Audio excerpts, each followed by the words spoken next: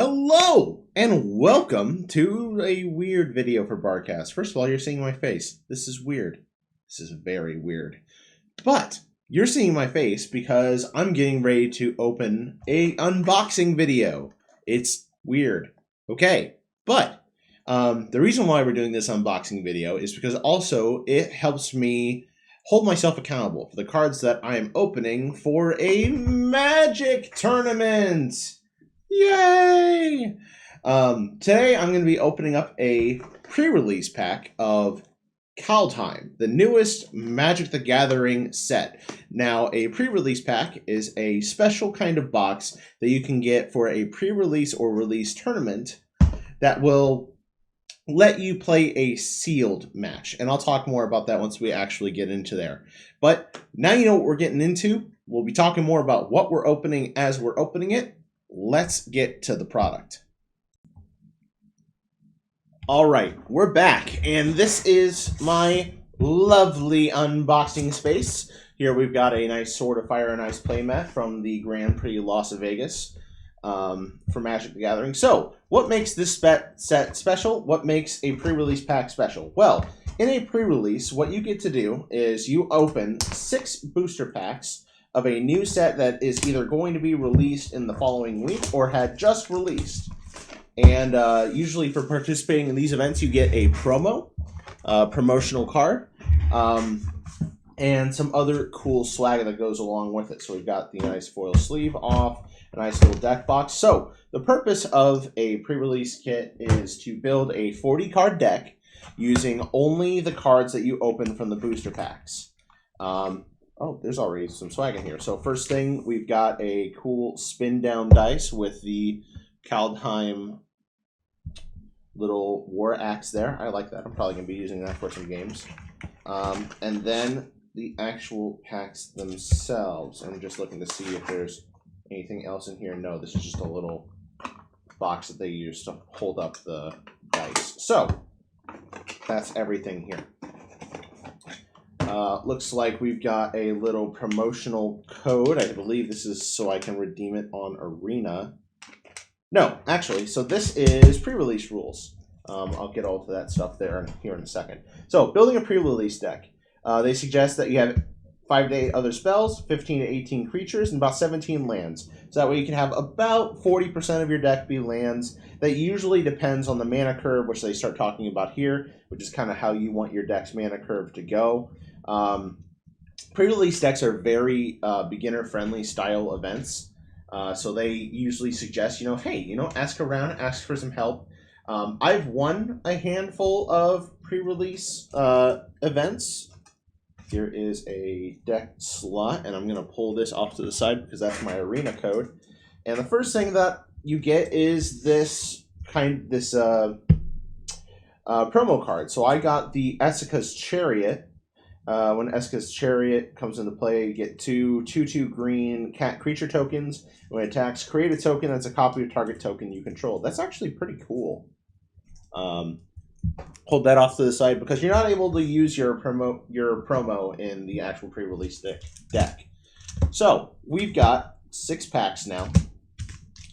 And I'm going to organize these in the way that I would if I were in a pre-release event, because I'm going to build a deck and talk about kind of what I'm doing here as I unbox this stuff. So we got that off to the side.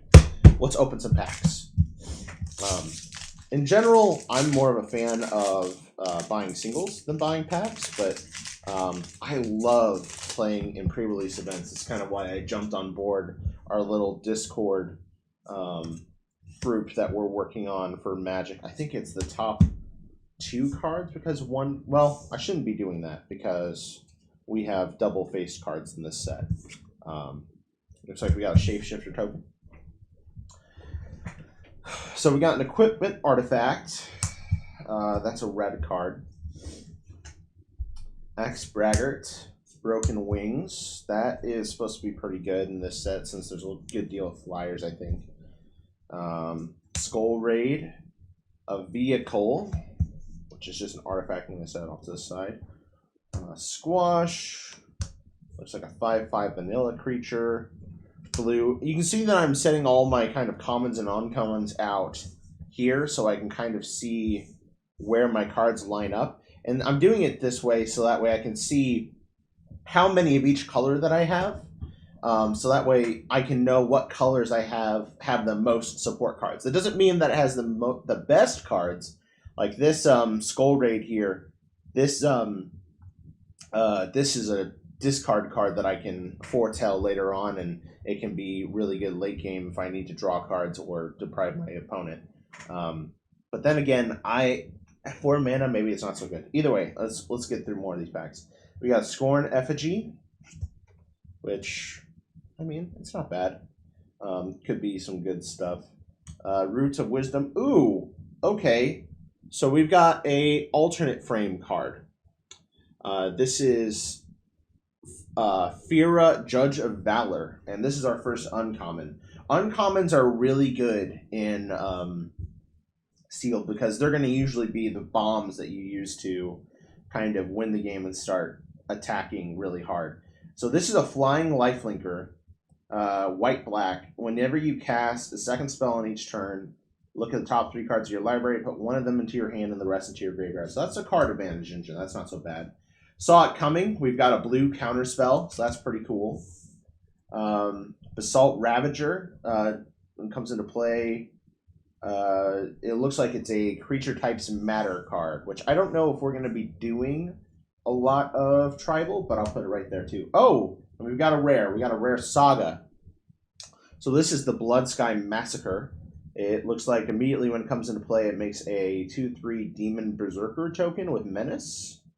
Then when a Berserker attacks this turn, draw a card and you lose a life, and then add a red for each Berserker you control. I don't think this is going to be that great because we don't know if we even have enough to do Berserkers. And then we got a Snow-Covered Plains, which could be really good depending if we go in white. And just looking at this, we do have a black card. We do have a white card. We could end up going white-black. But it's hard to tell with only one pack opened up. So let's take a look at what else we got. Pack 2. All right, so first thing we got is this Pilfering Hawk. It's a flyer, draw a card, discard a card. Extra Cavalry, target creature gains haste. Beskir Shieldmate. This doesn't seem super bad because when it dies, it replaces itself. Snake's Veil Skin, it gives hexproof to a creature. Lots of green cards right now. Dread Rider, Sculptor of Winter, which is ramp. That can't be underestimated if it untaps a snowland. But this may not be so good in this deck because we only have access to the snow-covered lands that we open here. Feed the Serpent, exile target creature or planeswalker. That seems really good. Vault Robber. Exile creature card in your graveyard, make a treasure, so it's also kind of ramp.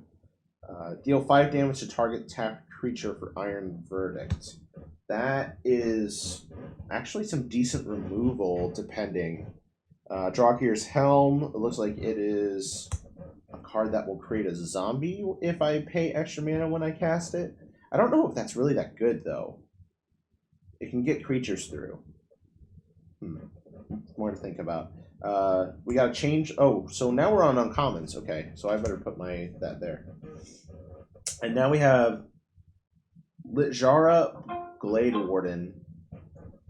Anyway, I don't know if the draw gear here is going to be good because it costs a lot of mana to get out there. And here we have a changeling that's going to allow us to power up the creatures that we cast. That could be pretty cool. Binding of the Old Gods, our next uncommon. It looks like it's some green-black removal. Plenty of removal. It looks like a little bit of ramp and then also some giving my creatures death touch, which I don't know how good that will honestly be. Now we've got our next rare, which is Calamity Bearer. The giant source you control would deal damage to a permanent or player. It deals double that damage to a permanent or player instead. So this is good, I think, because it's already a giant. So with that in mind, I think this is solid if we decide to go red. Because if this deals damage to a permanent or like it gets in combat, it'll deal 6 instead. And then 4 toughness is not anything to scoff at. Definitely keeping that over in the this over here. Snow-covered forest. Oh, and we've got a foil rare and an elf warrior token. So our foil rare is Arnie Broken Bow. It says we're able to turn its power into 1 plus the greatest power among other creatures you control, and it is a human berserker with haste. That's pretty good. Red's starting to get a little stacked in our favor, so we may be red and splashing another color. Maybe red-black? We do... yeah, red-black probably seems really good right now. We do have the Blood Sky Massacre, too, which is kind of in those colors. And that's only 2 packs in. Let's see what else we got.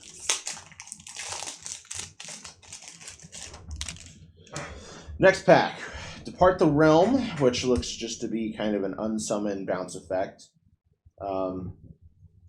Sturm Rider, which helps us get a little deeper into our deck. Doomscar Oracle. Whenever you cast a second spell this turn, you gain 2 life. Carfell Harbinger. Masked Vandal, which I think this card's pretty good because it's changeling and it hits a bunch of stuff. Demonic Gifts. Elderleaf Mentor. When it enters the battlefield, create a 1/1 Elf Warrior token.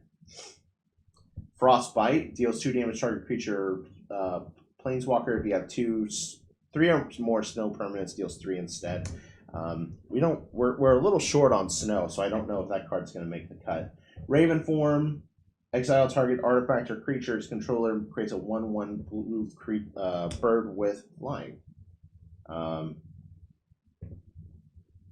Giant Ox Cruise Vehicle using its toughness rather than its power. Interesting. So we got a kind of a crew card. I'll admit, I have not really learned the crew mechanic here.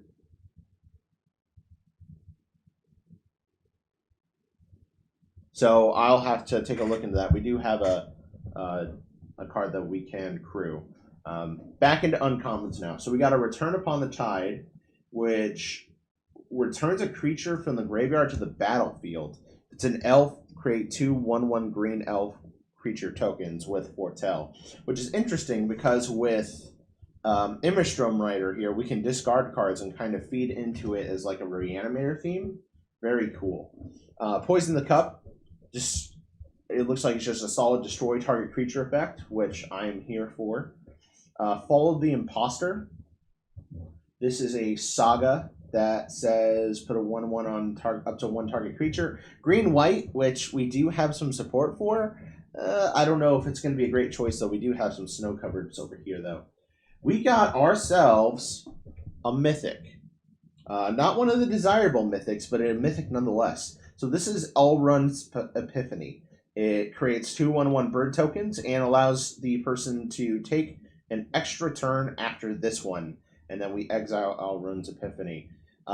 Given that we don't have a lot of blue cards, I don't think that card's going to see play in this deck, but we'll see. Maybe we'll get a bunch of blue support here, and then we got a treasure token. We're halfway through this now. We've already seen some pretty good bombs. I still feel like red-black may be the right way to go, but we'll see what we keep opening. X-Guard Cavalry, another one. God Hall Guardian, Strategic Planning. Fearless Pup. This card's really good because 1/1 first strike that comes out turn 1. But it's going to be weak late game. Elderleaf Mentor, more elves. Giant Ox. Demon Bolt, 4 damage to a creature or planeswalker. Solid removal. Iron Verdict, Dogged Pursuit. Run Ashore. Rune of Mortality now. So the runes are a new type of enchantment that allows it to enchant a permanent that is an equipment or a creature. And it allows us to draw a card. So this seems pretty good. This seems pretty good here. Our black seems a little stacked. Rootless U. When it dies, search your library for a creature card toughness 6 or greater, reveal it, put into your hand. So this could be good as far as like finding big bombs. We do have a lot of green. We may end up going black, green, splash red, or something like that. And just as I say that, we get a Savella Eye Shaper. This is one of the really exciting commanders out of this set. I actually, and it's the alternate frame one too. That's really exciting. I wanted one of these because I thought it'd be cool to make a commander deck out of it. Now I think I have to. Like, this is really cool. All right. I'm going to set this off to the side. And now we've got a modal double-faced god. So this is Redane, God of the Worthy. Flying Vigilance. Snow lands your opponent control enter the battlefield tapped. Non-creature spells your opponent's cast with mana cost 4 or greater, cost 2 more to cast. This seems really good in Standard, honestly. Resource an opponent controls would deal damage to you or permanent you control, protect 1 of that damage. Whenever you or another permanent you control becomes target of spell or ability, opponent controls counter that spell or ability unless they pay 1. So it just taxes everything they play. This is really good. Like, I think this is gonna be really good and constructed. Holy crap. I'll set this off to the side. Then we got a Snowfield Sinkhole, which is the Plain Swamp Snowland, and a Welcome to Arena card, which is just garbage. Definitely an interesting pack. I'm getting really excited because I think we're going to have a serious challenge here trying to pick what we're actually going to build. 2 more packs. Here we go. Story Seeker, Undersea Invoker, Craven Hulk, another Demon Bolt, Sculptor of Winter. I'm going through a little faster on these now just because a lot of the commons kind of run into each other. Grizzled Outrider, find the monster here. Now, uncommons. Frenzied Raider. If you activate a boast ability, put a +1/+1 counter on Frenzied Raider. I don't know if we have enough boast here to really like take advantage of it. Like, we have Arnie over here, but I don't know. Vengeful Reaper. This seems really good. This is an uncommon flying death touch haste Reaper or Angel that can foretell, and it can come out for 2 mana. So I could say on the second turn of the game, if I don't have anything to play, I can foretell this card, and then the next turn, turn 3, play this, essentially kind of at like a turn discount, and get it in quickly. I think that's really good. Black is turning out to be really good for our sets. Beta Guard Stronghold, which probably isn't going to see a lot of play because we don't, like, unless we decide to suddenly go white-green, probably not going to see a lot of work here. Dream Devourer. Each non-land card in your hand without foretell has foretell. Its foretell cost is equal to its mana cost reduced by 2. Whenever you foretell a card, Dream Devourer gets +2/+0 until end of turn. I think this is actually really freaking good. And as we go deeper into black, I think it's going to be also important. So this is a double-faced card, Proxy. I'll set that off to the side. And I see that we've got another card underneath this. It is a Snow-Covered Swamp. Black just seems to get all the cool toys. I think we're going to end up going black. But final pack. Let's see if anything exciting happens.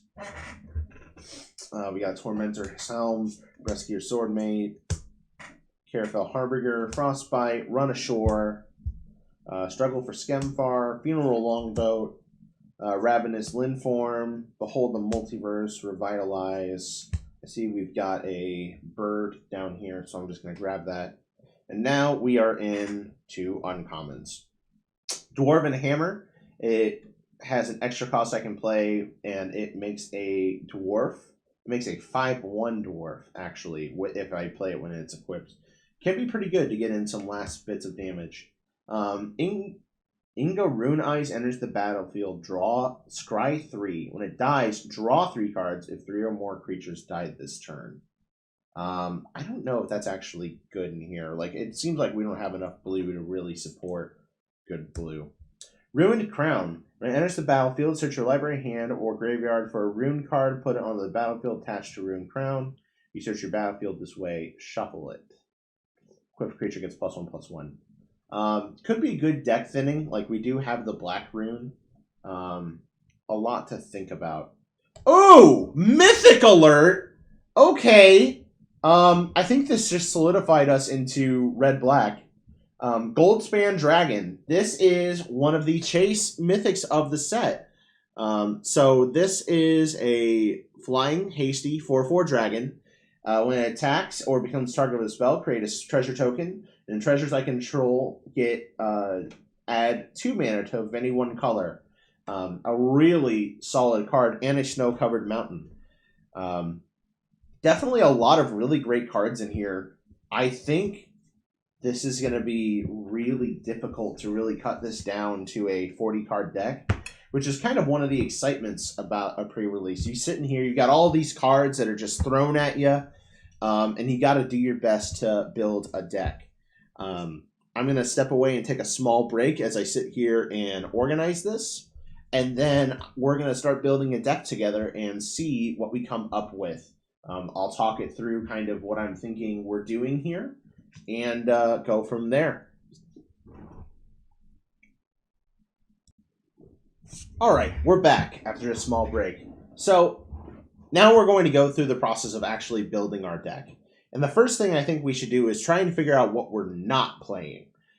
First thing I'm going to do is I'm going to take away all of our snow-covered lands here and set them off to the side. We can figure that out towards the end of the actual process. Also, can we talk about like how awesome and metal the Kaldheim logo is? Like that's freaking awesome. That is freaking awesome. But so we've got all of our rares over here. And I'm gonna keep them here. Actually, I think there's a few uncommons I shuffled into this as well. Yes. So I'm gonna set these off to the side. Uncommons are gonna be really good, but these are our 7 rares that we got. So I'm gonna pull these off to the side. Now then, just looking at pure stacks of like commons and uncommons to work with, blue has easily the least number of commons. We have a lot of red, white, and green. And there is a good number of blue, but we only have these 2. We only have those 2 uncommons. None of these uncommons over here use blue. I'm going to look to see if it makes sense that we just don't have any blue in our deck. So, set these off to the side up here. So, we've got the blue mythic, which is really freaking good. Like, being able to take an extra turn here is really nice, especially if we're ahead. And we can foretell this at the beginning of the game, so that way we can get an extra turn earlier on. But I don't know if that justifies what we want to be doing. Rune Eyes is really good because it helps us scry 3 and get exactly what we want on top of the deck, of our 40-card deck. Like, seeing 3 deep is pretty good, but the second trigger only works if 3 or more creatures die, which means that either I attacked with everything and my field died, or their field died, or someone cast a wipe the whole board effect. I don't think this card is... I think this card is deceptively good. It makes people want to play it, but I don't think it pays off in the long term. Saw It Coming is a very standard, like, cancel counterspell, which I love playing counterspells. But then with the foretell ability attached to it, making it kind of cost 4 mana, it'll make people... I think foretell is a deceptively bad mechanic. And I say that because I think once you have something like this out in your foretell zone, people are going to play around it and not overextend themselves into falling a victim to this. So it's a very big mind game. Behold the Multiverse, scry 2, draw 2 cards. It's fine. Like, I think this could be good in the right deck. Run Ashore, instant. The owner of target non-land permanent puts on top of bottom of his library. So it's removal, but 6 mana for removal. Return target non-land permanent to its owner's hand. So it can 2 for 1. It can take 2 non-land permanents, put 1 into the hand, 1 on the top or bottom of the opponent's library, which can be really good. But it's late game only, and it depends on how late the games go. Carfell Harbinger, which is for foretell. Spend this mana only to foretell a card from your hand or cast an instant or sorcery spell. It's fine, I guess. Like if you're running foretell tribal, this card is probably an essential piece of the puzzle, but I don't think that's what we want to be doing here. I don't think we're going to be playing a big foretell deck. Bind the monster, tapped enchanted creature. It deals damage to you equal to its power. That doesn't seem good. And then it doesn't untap during its untap step. Well, actually, this could be good. Because we use this on, say, like an opponent's big bomb, like a Goldspan Dragon, then you've effectively rendered it useless. That's one of the big things we need to consider as we build our deck, is being able to have answers to cards like this. Undersea Invader enters the battlefield tap. It's a flash for 6 mana, which means that if you're playing a control-style deck, you can just cast this at the end of your opponent's turn, having left mana up all turn, and you can have a big beater on the next turn. Run ashore again. Strategic planning. Look at the top 3 cards of your library. Put 1 to your hand, the rest to your graveyard. So is this is like a bad impulse, because impulse hits 4, and then this goes to the graveyard. That's actually not a bad card. I can see this being played by people. Raven form, exiled artifact or creature, good removal. Another foretell ramper. Return target non-land permanent to its owner's hand, good bounce. Snow, draw a card, discard a card, or another bind the monster. So really good answers in here if we decide to go like control, but I don't think that's what we want to be doing. I'm going to set blue aside, and I'm going to say, no, we're not going to play blue. So with that in mind, that routes us down to just the other colors. So now my question is our green good enough to keep? We have a lot of green cards here, but only 2 uncommons. Actually, you know what we should do instead? We got literally, with the exception of our Firha here, and this Fall of the Imposter, and this, I don't know if white is good enough for us, because we only got commons. So we've got just Jund colors here. I think Redane is really good. It's a solid, like, 3 mana attacker with flying and vigilance. I feel like this is really good for, like, limited, because being able to come out turn 3 with a vigilance flyer that can block small creatures, it makes opponents have to spend more mana to play mana cost 4 or greater. Like, I almost feel like I want to splash this card. Like, I want to just have this guy in the deck to be like, hey, yeah, I've got a white card, but then I don't know how consistent it will be. Fira is kind of the same way. It's like 1 white with flying and lifelink, which is very relevant in sealed. So, like, maybe my white isn't as bad as I thought it is. Well, let's take a look at the commons, because I think we can pretty safely say we're not green-white. So I'm going to set that over. I'm so unorganized. Over here.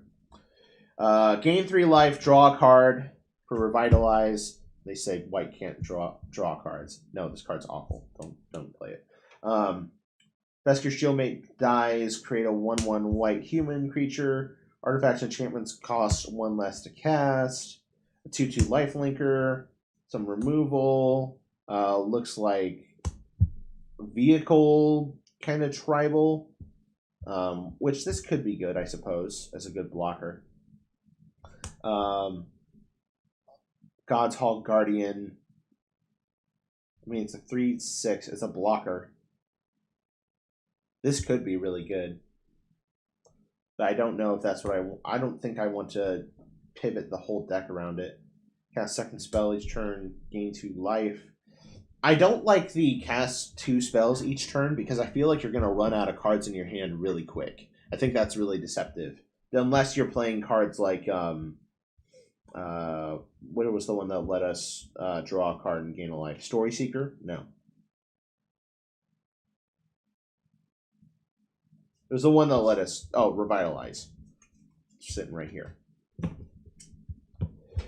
Iron Verdict deals 5 damage to target tap creature. I mean, that's assuming they've already used the scary ability or attack that you wanted to avoid. So I don't think it's deceptively good removal.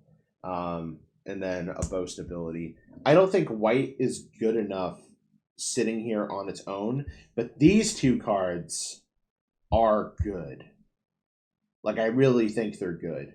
So I want to set them off to the side. Maybe we'll splash them. Yeah, I'm going to set them aside as, like, possible splash.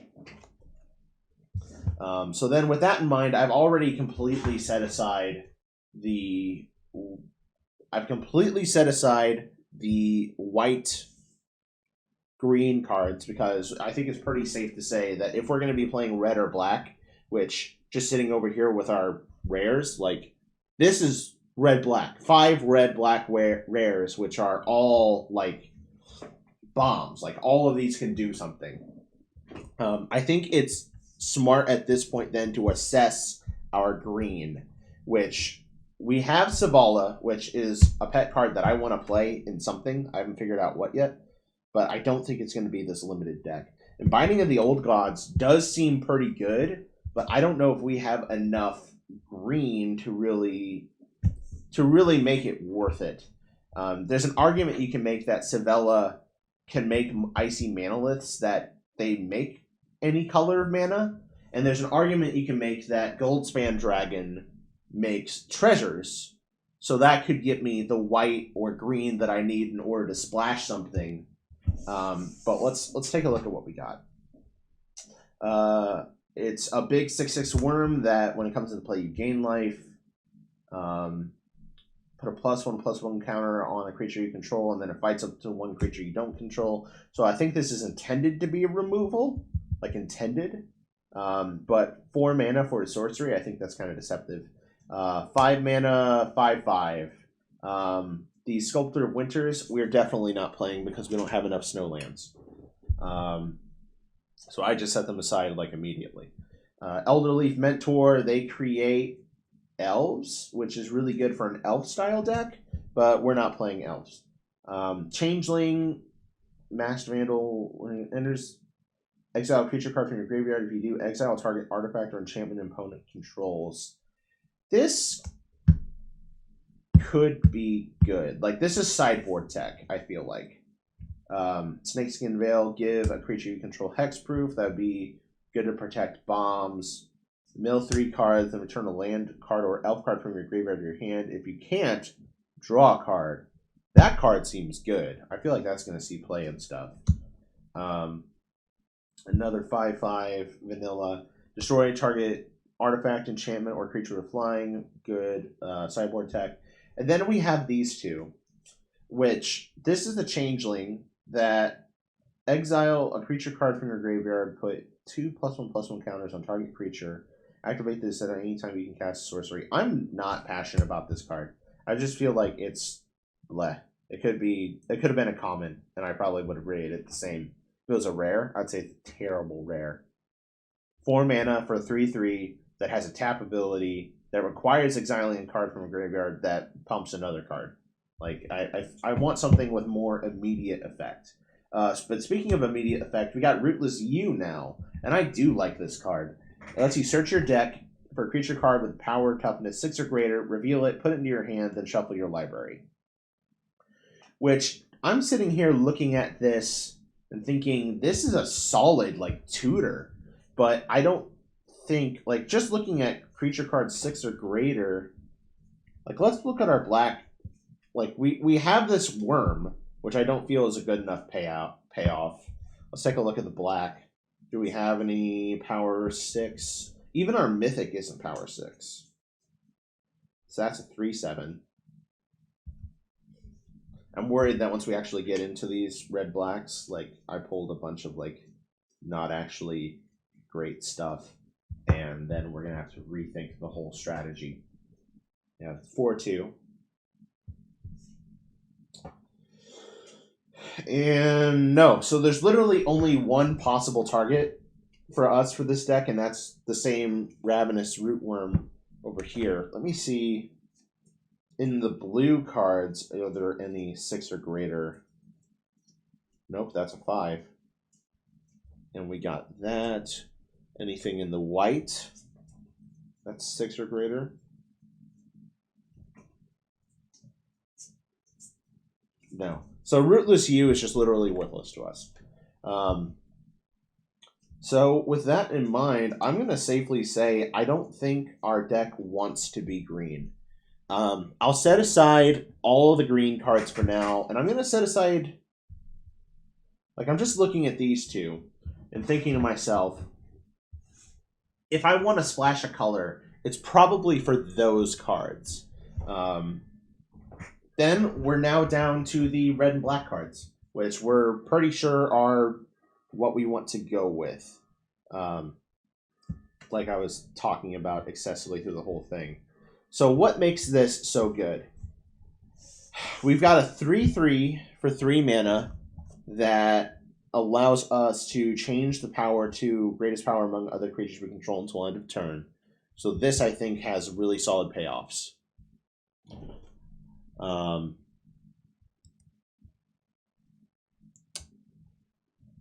feel like...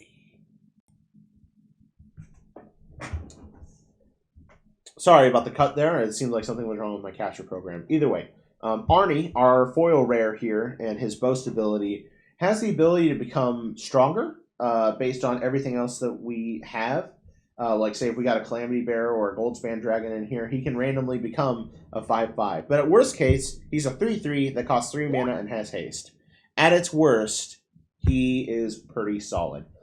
Calamity Bearer, 4 mana for a 3/4 that deals double damage. We talked about this a little bit before. Also really good.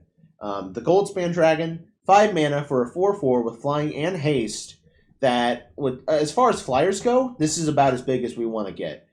Green is going to have answers for our dragon, but I'm not too concerned. It also gives us ability for more mana for stuff. Dream Devourer. This is going to let us start foretelling stuff that shouldn't be foretelled, which is kind of cool. And it also gives us the opportunity... I don't think there's any foretell cards here that are strictly better by being able to use Dream Devourer's ability. But that seems like it could be really good. Worst case, for 2 mana, he is a 0/3 that when we use his ability gets bigger. I feel like he's a solid bomb.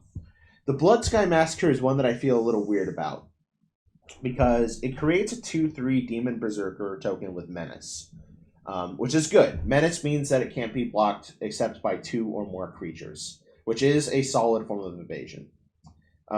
It'll have Summoning Sickness, so we can't do anything that first turn. The second turn, whenever a Berserker attaches a card, you draw a card and lose 1 life, which is really good.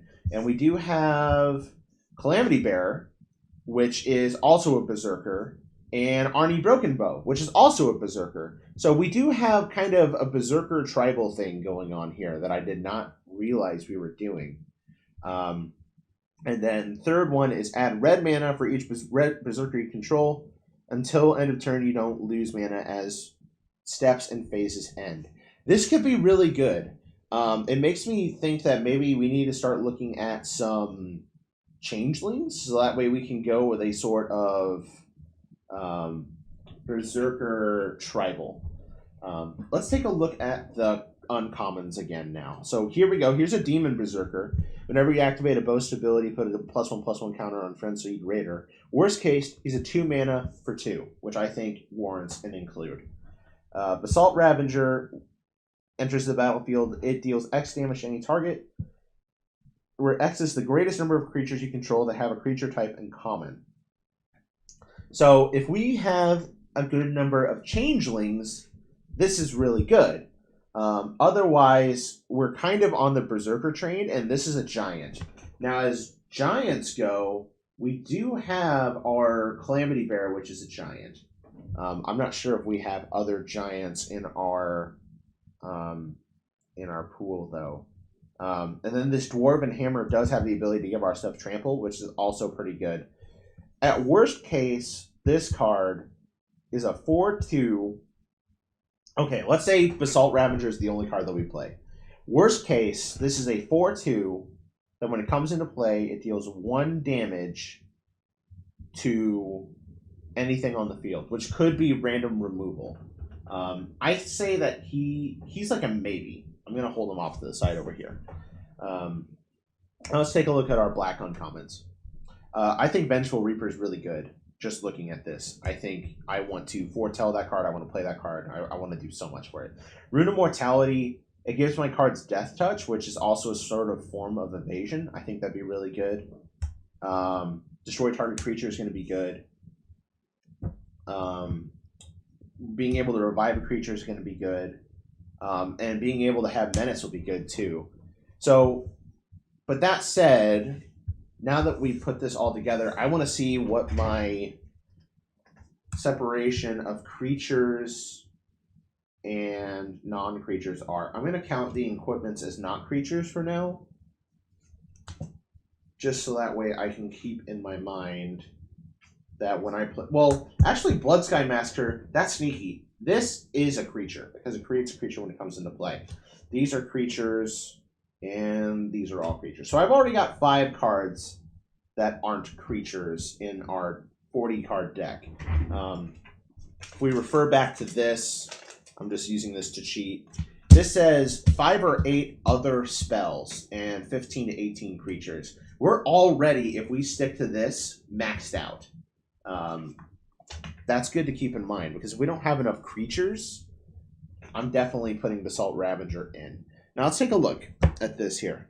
Dogged Pursuit. Beginning of your end step, each opponent loses 1 life and you gain 1 life. We're playing one-on-one. I don't think that's a good card. Until end of turn, target creature gets +1, +2/+0. When this creature dies, return it to the battlefield under its owner's control. That is a pretty cool... That is a pretty cool combat trick. I'm not going to lie. Because then, not only can it kind of does a really cool turnaround 2-for-1. I'm going to put that in for now. Exile target creature or planeswalker. Solid removal. Dread Rider. It's a Spirit Knight. It's a 3/7. Costs a lot of mana. But then, exile a creature card from your graveyard. Target opponent loses 3 life. This does propose a form of inevitability. And in the late game, I can just hold it back, use it to block, and exile creatures that I have that are dead in order to come back. Skull Raid. This, I don't know if I like this card. I'm going to hold it off to the side as a maybe. Now red. We need creatures. So I'm going to just go immediately and find all the creatures in here and pull them to the surface. Okay. Exile a creature card from your graveyard. Make a treasure token. I think that's totally fair. Target creature gains haste until end of turn. 2/2 for 2 at worst. Yes, we're going to keep both Axe Guard Cavalries. We got another Berserker. Image Raider. Enters the battlefield. Discard a card if you do. Draw a card. Once again, like I said before, that creates that kind of interesting interaction where we can foretell, return upon the tide, turn 3, discard a card if you do. Draw a card. And then next turn, revive, say, a Goldspan Dragon on turn 4. And then just attack. That's pretty cool in my opinion. We got Fearless Pup. I'm going to play Fearless Pup because you can't tell me not to. Craven Hulk, this is interesting. It is a 4/4 that can't block alone. Now, it can attack alone, but it can't block alone. I think I'm going to hold this in for now. If anything, because we're kind of running out of options. Let's look over here at these. So these are our other cards, and vehicles. Here's how vehicles work. Tap any number of creatures you control with power 1 or more. This vehicle becomes an artifact creature until end of turn. So you have to have creatures in order to make this work. I'm going to put Scorn Effigy in the deck because he's solid just like a creature. And I don't know if these are good enough. Like, Raider's Carve is solid ramp, but you have to tap at least one creature you control power 4 or more, and then attack with it, which means you're kind of 2-for-1ing yourself every time that you use one of those. Ruined Crown is interesting, because when it enters the battlefield, you're able to search your graveyard and or hand and or library for a rune card, put it onto the battlefield attached to Ruined Crown, go search your library this way, shuffle it, and an equipped creature gets +1/+1. Now, we do have this rune here, which means that anytime we play a Ruined Crown, we go and get this black rune, as long as we haven't already played it. If we haven't already played it, it allows us to draw a card. So Ruined Crown doesn't just thin out our deck, but allows us to draw cards and give a creature Death Touch and +1/+1. It's pretty cool. I think it's worth trying out. So I'm going to hold it in for now. Now then, let's take a look here. We've got 1, 2, 3, 4, 5, 6, 7, 8, 9, 10, 11, 12, 13, 14, 15, 16 creatures. And our suggested deck here says 15 to 18 creatures. We're right in line there. And then 5 to 8 other spells. So sitting here, we've got 8 other spells. 8 plus, let's say we do 8 plus 16. That's 24, which allows us to do, that allows us to have 16 lands, which is pretty good. I think 16 lands is good. We can definitely go 17 if the game goes long, but I think this deck wants to come out and be very fast and very aggressive. All of this is before even we begin to think about these commons here for red. So Frostbite deals 2 damage to a creature or planeswalker. We control 3 or more stone permanents, deals 3 damage instead. It's a solid shock. I don't think we're ever going to make this a lightning bolt. And it can't target a player, which makes me think that this is more kind of sideboard. Tormentor's Helm. Equipped creature gets +1/+1. If the creature becomes blocked, it deals 1 damage to defending player. It's fine. I don't think it's what we want to be doing. Squash. This spell costs 3 less if you control a giant. Squash deals 6 damage to target creature or planeswalker. Another kind of removal spell that's contingent on having a giant. We only have 2 giants, so it's not very consistent. Demon Bolt here seems a lot more interesting, because we can foretell this card for 2 mana, and then hold it up for 1 red mana. We can deal 4 damage to target creature or planeswalker. I think this card's pretty good. But the question is, if we do put these in, we would need to figure out what to take out. And here's where, like, rubber kind of meets the road a little bit. We've already got Feed the Serpent, which exiles a creature or planeswalker, and it doesn't matter. Like, it doesn't matter what their power toughness is. We just exile it. It's gone forever. And then they can't do any sort of recursion, which I think is worth keeping. Demonic Gifts gives a creature, like, revival ability, which I think is really cool. I think that card is worth keeping in as a combat trick, because I don't think they're going to expect the red-black deck to have combat tricks. And then looking at the rest of these, we've got just straight up destroy a target creature, which foretell. This is almost like its own form of tax, because people are going to have to play around it. The Rune, which plays into the Ruined Crown.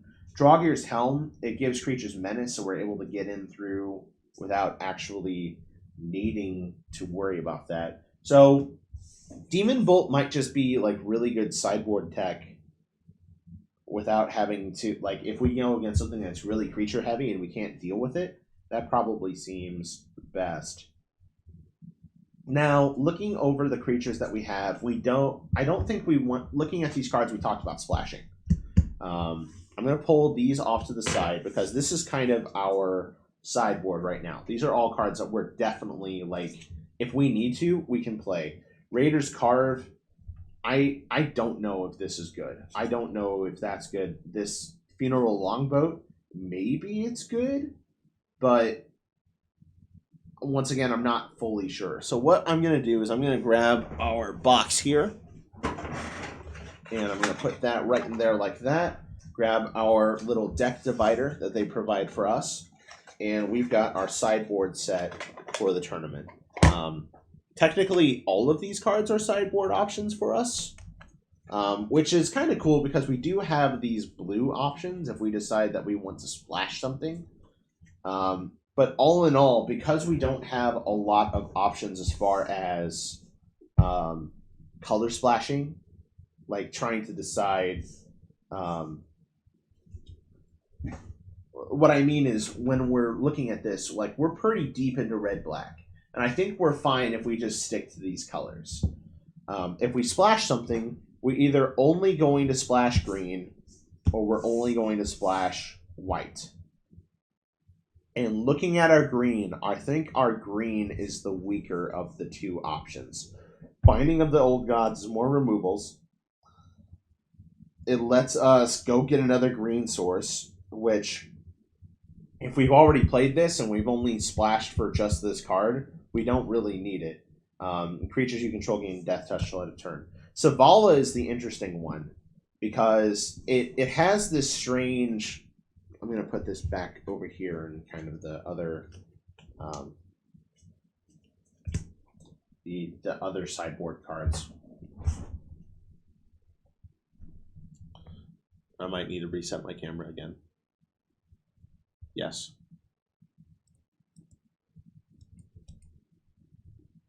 Okay, no, we're good. So, Savella is interesting here because with this 7 mana ability, which I'm assuming will be happening towards the end of the game, we can use just 1 green, assuming that we already have them in play, to look at the top 4 cards of our deck, cast 1 of them for free, put the rest on the bottom in a random order. Which means that as we get towards the end of the game, I can just start casting some stuff for free, including like removal spells, Ruin Halo, and it provides a card advantage engine even when I don't have cards in my hand. I think Savella is pretty good and limited. That's just my evaluation. These other cards, though, the flying lifelink vigilance here, I feel like this can't be understated. And when we look at the rest of our white cards here, as far as like options, if we're going to splash white, we do have some good stuff. Like if we decide that we need to go vehicles, because I completely underestimated vehicles, we do have Giant Ox, which kind of plays into that. We have this God's Hall Guardian cat that will allow us to have some inevitability. We've got Lifelink, which will give us just a little bit more inevitability, and then this guy that when he dies, he makes a 1/1 human warrior. I feel like if we splash a color, we're going to splash white. Not that green is bad, but I think white is just better. Then looking at well, that's not a berserker, so that doesn't really matter. Yeah, so if we go anything, we're probably going to go with this. Then let's take a look. As far as if we're going, I'm going to put Savella up here. These are creatures, and I'm trying to sit here think to myself, what in here is not good enough? Like, what in here isn't worth keeping around? And I think this is when, like, we're very close to having our deck fully built. I think what we need to do is we need to start taking a look at our mana curve. And what the mana curve is for our deck is to see basically what are our chances of playing certain cards over the course of the game. If we don't have enough finishers, then we're going to struggle to close out games. If we have a whole bunch of 2-drops, we're going to be really good in the early game, but we might struggle in the late game, which makes things kind of awkward. It's also a little deceptive to do this because some of our cards are modular, as in Vengeful Reaper. Like here, this is a foretell card, so I can play it on turn 2 and then play it turn 3 for a lower mana cost, but by late game 1 to slam it, it would cost 4 mana. Draugir's Helm, on the other hand, this is a two mana equipment that I can attach to something really early on, but later on when I draw it, I can have it come into play with a creature. So it also kind of counts as a creature. Just looking at the rest of these, it looks like we're kind of exactly where we want to be. Let's take a look at our little support helper again. 0 to 2 cards in the 1 slot, 6 to 8 cards in this. We've got about 9. That's fine. 6 to 8 cards in the 3 mana slot, which is correct. 3 to 5 cards in the 4 cost slot, which we've got 5 here, and I think that's fine. 2 to 4 cards in the 5 drop slot, and then 1 to 3 cards in the 6 drop slot. So we're actually almost exactly what this wants us to be in. So here's where I kind of take a step back.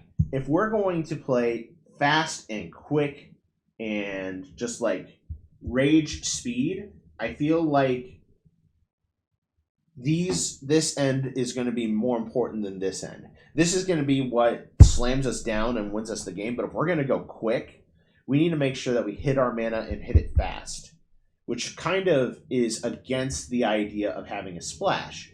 If you splash, then the idea is that eventually, like 6 turns down in the game, you're going to eventually have the colors you need, which then, looking at this, what are we really getting out of these cards? This is a 2/4 of flying and lifelink, which is pretty good. It's going to be a nice flying blocker if we have the white mana. Otherwise, it's just a dead card. Whenever you cast your second spell each turn, look at the top 3 cards of your library, put 1 to your hand and the rest to your graveyard. I think this card is good. I don't know if it's worth splashing and messing up our aggro game. And kind of the same thing with Redane here. Despite it being a really good card, and it has Tax's ability for like the late game, the Snow Lands ability isn't really going to matter. It's the non-creature spells your opponents cast with converted mana cost 4 or greater, cost 2 more to cast. If we can lay down a Redane on turn 3, I think this is a hell of a bomb. If we're playing this turn 6, I don't think it's worth it. Because unless we're going up a deck that's just praying that they survive long enough in the early game in order to have something in the late game, that doesn't really do anything. So now, let's take another look at this. I think we counted 17. 1, 2, 3, 4, 5, 6, 7, 8, 9, 10, 11, 12, 13, 14, 15, 16, 17, 18, 19, 20, 21, 22, 23, 24, which leaves room for 16 lands. I think we've got ourselves a deck, which means that we're definitely going to be able... Let's go back to our lands that we grabbed. We can definitely use Snow-Covered Mountain. We can use Snow-Covered Swamp.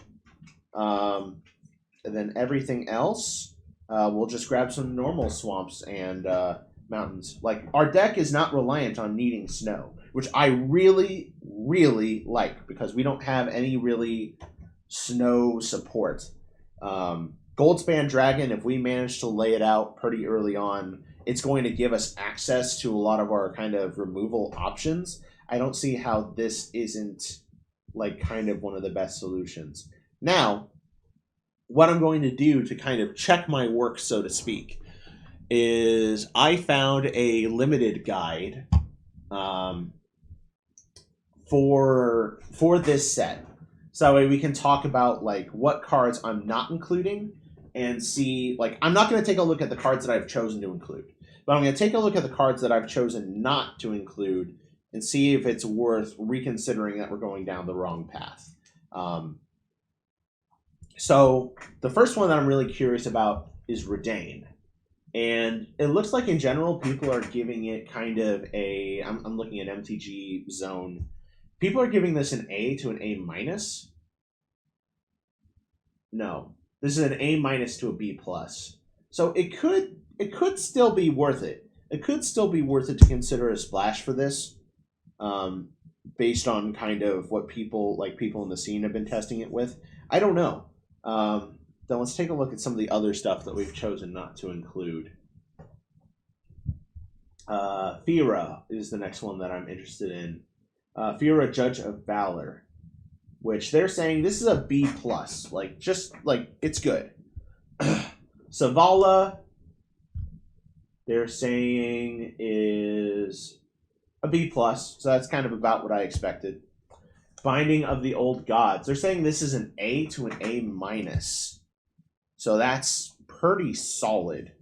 We'll take a look in the blue cards just to see what's going on here. I don't think Bind the Monster is going to be considered any good at all, but it is some of the better removal we have. And looking at Bind the Monster, it's rated as... It's not even rated. Or I can't find it, at least. Bind. Ah, okay, C+, B-. So yeah, it's kind of about what I expected. Depart the Realm, I could see this being considered all right. C+, yeah. And then the rest, I kind of don't really care. I don't think there's enough here to really warrant it. Run Ashore, I think they're going to say that this is bad because it just costs like way too much mana. Yeah, it's a C. Inaga Rune Eyes, they say it's a C+, yeah. And then Alrund's Epiphany, they say it's like a B+. So in general, a lot of the stuff that we kind of set aside and decided, you know, blue isn't a good idea, it seems like online generally agrees with us. Let's take a look at these blue-white cards. And in blue-white, or green-white, sorry, Bretta Stronghold, it's actually considered a B, B-. And I think that's fair, but we're not in the right colors, like, at all. In Fall of the Imposter, I feel like I remember seeing that this was one of the less good ones. I could be wrong. Oh, Fall of the Imposter is a B, B+. Okay, well, I guess it's because it's 3 mana and it does exile a creature of greatest power among creatures your opponent controls. So it does boost your board and get rid of the other side of the board. Where I want to take a look at these white cards. So I feel like a lot of these things that we got here are just not great. Axgar Braggart is being considered a C, C+. And then just taking a look at the rest, Iron Verdict is being considered a B. And then looking at the rest, Beskir Shieldmate, not even considered. Doomscar Oracle is not being considered. Giant Ox, I think Giant Ox is being considered terrible. Yeah, D. And we do have 2 Iron Verdicts. Story Seeker, I think Story Seeker is probably fine. Yeah, they're calling it a C. Starnheim Courser, it's C, C+. Beskir Shieldmate, which it's a C. And Revitalize is probably just like a straight F. Yeah, Revitalize is an F. So, aside from our Redane, like, and the Iron Verdicts, like, I think we're pretty safe to just completely disregard white here. So these are, once again, these are kind of the cards that I'm pulling aside. Like, these are what we need to really kind of consider. Ruthless You, based on we've already established that this is not good. Jara is where I'm a little interested. If they have, so they consider this a BB+, which is really shocking to me. This is a changeling, though, and that's probably worth taking a step back to think. Because the changeling here interacts with our strange berserker theme. So I'm going to hold that back aside. Broken Wings. Looking around, I think Broken Wings is a D, which is kind of surprising. I felt like that would be good. Masked Vandal. Wait, that's a good point, because Masked Vandal is also a changeling and plays into the Berserker theme. Shoot. Okay. Maybe we need to splash green in this. Yeah, it's considered a C, C+. And then Grizzled Outrider, despite it being a big dude, I feel like it's not great. It's C, C minus. Roots of Wisdom, D. Snakeskin Veil.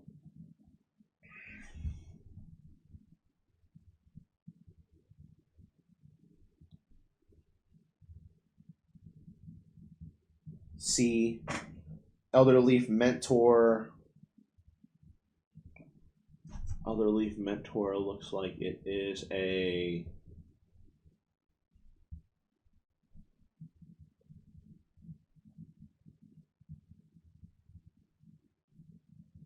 C. And then Struggle for Skemfar. This is considered a B. And it's probably because it is more focused on kind of like removal. The Ravenous Landform, I bet at you it's not going to be that great. It's C. And then the Sculptor of Winter, I think this is going to be more good for heavy snow decks. I don't think that this is going to be good in limited.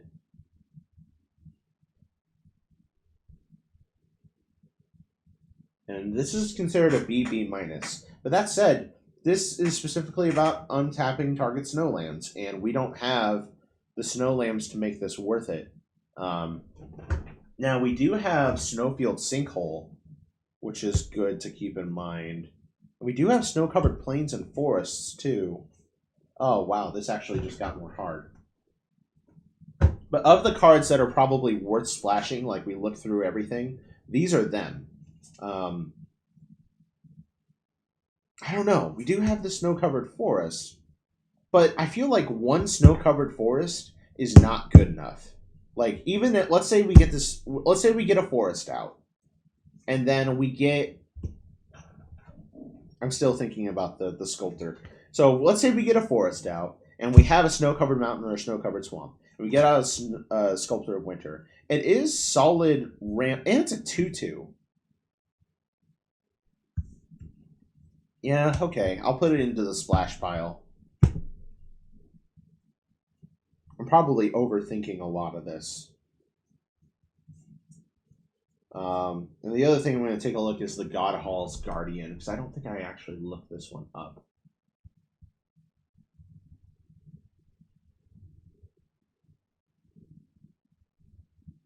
I can't imagine that's great. D plus, C minus, yeah. So white is just generally not super great. And there's no way we're going to splash both green and white. I don't think that's worth it.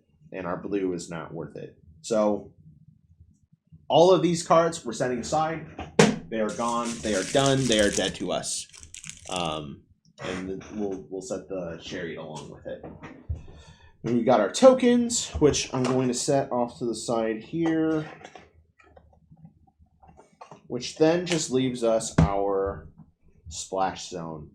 I'm going to take a moment to kind of breathe because I've been sitting here staring at cards for so long, and you get to kind of a moment where you have to take a step back and breathe and think you're going back to the right step of the deck. In an actual pre-release, you couldn't do that, but I really want to make sure this is the best deck possible, so we'll be right back.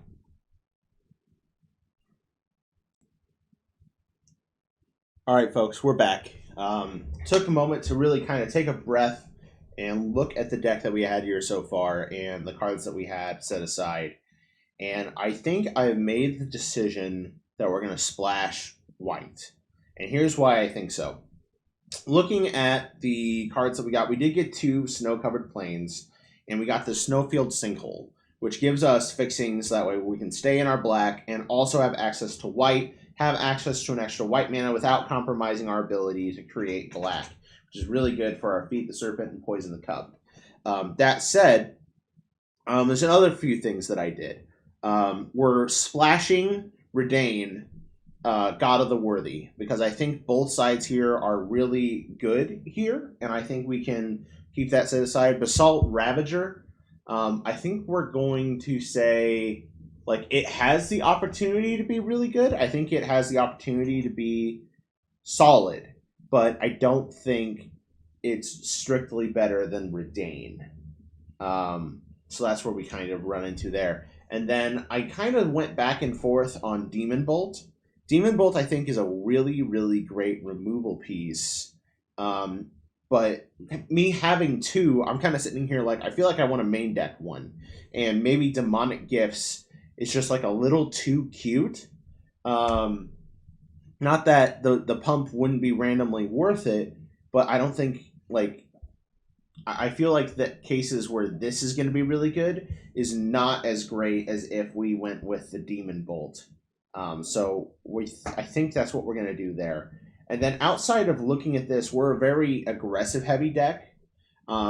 With our splash into white, and I'm going to fill out with more mountains and swamps in a second and sleeve this up.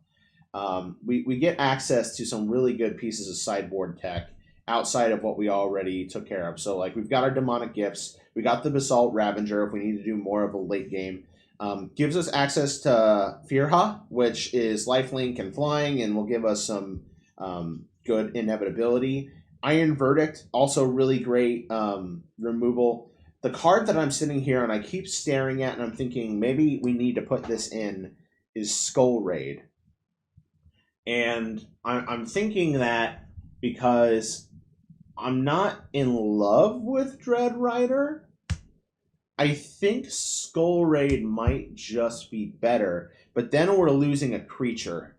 I don't know. I keep going back and forth thinking, like, is this the right choice? Like, I think it's strictly better than Dread Rider.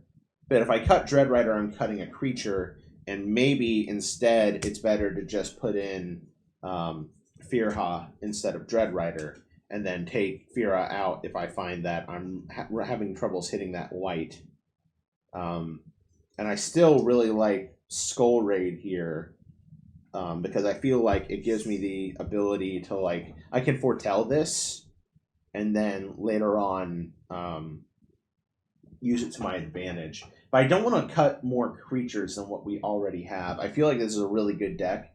I just need to, like, actually test it out at this point, because the more that we do and the more that we tweak, we're kind of we're getting minimal, like, we're getting minimal gains. And Ruined Crown is actually a card that I think that maybe, since we're not really a rune deck, maybe this is just not worth it. Like, I know that it can go and get us this, and it cantrips itself, and it thins out our deck. I don't think there's a mill strategy. Either way, though, like, if we find that we need to play the control game, and be more of a control deck, I think Skull Raid sideboards in, and same with, like, Iron Verdict and some of these other choices. If we need to play the more aggressive game, I think that's where we play more like Tormentor's Helm, Basalt Ravager, and more kind of creatures to come out and try and get us out as quick as possible. But yeah, so I think we're going to do that. We'll run 16 lands, 3 of which are going to be access to white sources. This is where it gets a little more interesting because we have to think about our actual mana base.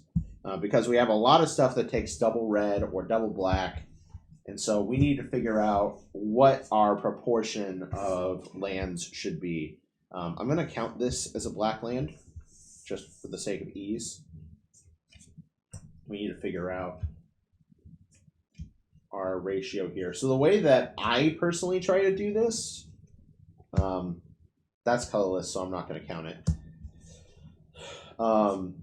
And this is actually, since this is red and black, it cancels each other out. What I'm trying to do is I'm going through this and I'm going to find how many of each mana symbol there is per each of these cards. So this is like 1 red mana symbol and its cost, which means that I would just need 1, 2, 3, 4, 5, 6, 7, 8, 9, 10, and then the Gold Span Dragon and Calamity Bearer are 2 each in the mana cost. So 12, 13, 14, 15. So this is 15. Then over in here in the black, this is 1, 2, 3, 4, 5, 6, 7, 8, 9. And then I'm going to say 11 for Firha. So then I think we want to, of our lands that we're going to put in, we've got let's see, we want to have a few more mountains than we do swamps. 2 were set aside, so we've got 14 that we can actually put into the deck. So, outside of the 2 planes, 14. I think if we split that in 2, that'd be 7 and 7. So I think maybe we should do 8 mountains and 6 swamps. So I would need 4 basic swamps and then 6 basic mountains. So let me get those lands. We'll sleeve up and then we'll check out some test hands. All right. Last but not least, we've got our deck sleeved up here. We've got things taken care of, and I think all that's left now is to actually see how this deck has for test hands. This is usually when you get into a pre-release event, your kind of last line of defense before you actually get ready to play some games. So we'll pull together 7 cards, and let's see what sort of hand we start out with. So we've got ourselves, we hit our white source, which is good. We got Sky Massacre. We even got our revival card, which is really kind of cool. But no target to really hit it. This is not a great hand. But we can use the Sky Raider to discard one of our mountains that we don't need in order to get a different thing. And our Sky Massacre does give us a creature. Let's take a look. Let's say we're on the play and we don't have the advantage of drawing another card. I think if we're on the draw, I think we definitely keep this. But we'll pretend we're on the play. So we're gonna start with a mountain, go, draw next turn, and we got our Firha. This is really good in my opinion. So what I think we do now is we swamp and we Sky Raider, discarding Firha and drawing a card. So now with this, we drew Redane. Holy shit. Okay. So what we get to do now is we got a 2/1 blocker, which this is just turn 2 of the game. We untap, draw. Now we're on turn 3. So we don't have the double black to naturally cast Firha, but what we can do now, we've got our 3rd land. We have options. We can go right into Sky Massacre, which we do have a Berserker in play, and we would be able to draw 2 cards, lose 2 life, which would net us a lot of advantage. Or we could just go turn 3 Redane, which is also really good, which I think that's the right thing to do. On the other hand, it may be hard to say that Sky Massacre is going to be better than it is right now. And we would get some extra red mana that we could use to cast Return Upon the Tide and get Firha back. I think maybe it's, well, then again, Redane works in such a way that we want to get her out quickly. So I think that's what our plan is. We're going to go Snow-Covered Plains, Redane, and then depending on what their board state is, maybe attack. No, we're not going to attack for 2. We won't do that. Then, assuming that we've got that under control, we untap and draw. Oh, and we get the Snowfield Sinkhole. Let's see. So then, let me get my actual hand out here on the left, so that way you guys can see what I'm thinking. So I think we play the mountain here, so that way we've got our land for turn down. And now we're in a spot, depending on what our opponent has, we can attack with Redane. Vigilance, so that's just 2 in the air they can't really deal with. At this point, honestly, maybe we don't play the mountain. Because if we don't play the mountain, that lets us do Snowfield Sinkhole here and get access to double black. And then we do the Sky Massacre, create our token, which I'll just use one of these here. So we've got 2 Berserkers, our enchantment's still in play, And then on our next turn, we could attack with the whole team. Yeah, okay, so that's the plan. That's the plan. Then we're going to untap, depending on what they have. Redane may or may not be dead because we're on turn 5 now. And we draw a Drawgear's Helm, but I don't think that changes anything. We go to here. Whenever a creature, Berserker creature you control attacks this turn, you draw a card and lose a life. So I think we attack with a team now. And this token has Menace. So we actually get to draw 2 cards and lose 2 life. Which is pretty cool. And we got a Snow-Covered Swamp. Let's say they just take it. That's 6. That's 8 damage that we've already done so far. We lose 2 life. We're down 2. And I'm assuming that we're going to have blocked some stuff. And then we can Return Upon the Tide as a sorcery to get Fear Hub back. And at this point, they're just going to have to like figure out what to do, because we've assembled one hell of a board state for turn 5. And then going into turn 6, I feel like this is the nut draw. Like, I feel like we haven't gotten our Goldspan Dragon, but I feel like this is like the best case scenario. And now we would get our next turn, draw another Snow-Covered Plains. Perfect. We don't really need it, though. Now we get red for each Berserker we control. Until end of turn, you don't lose mana as phases begin or end. Then, like, we have the option that we could just draw Gear's Helm here. Like, play a land, draw Gear's Helm onto, say, like, Firha. So that way we can start gaining, like, 4 life, and she's a 4/6. Or we could also equip it onto our Vigilance here and have an even stronger Blonker. I feel like this deck is really good. I'm really happy that we made the decision to splash white. Yeah, I'm really excited with this deck. I'm going to record some games of actually doing this for our little pre-release. Those might go up as a separate video, but I hope that this little insight into how to create a deck for a pre-release style event was insightful. I really enjoy these kinds of events, and they're very, very receptive for new players. All you really need to do is buy this, buy one of these packs. And at the same time, what I like about this format is that if you have a lot of players that they just put a ton of money into their deck, like this gives you easy access. Everyone's playing on the same playing field, and it's a lot of fun.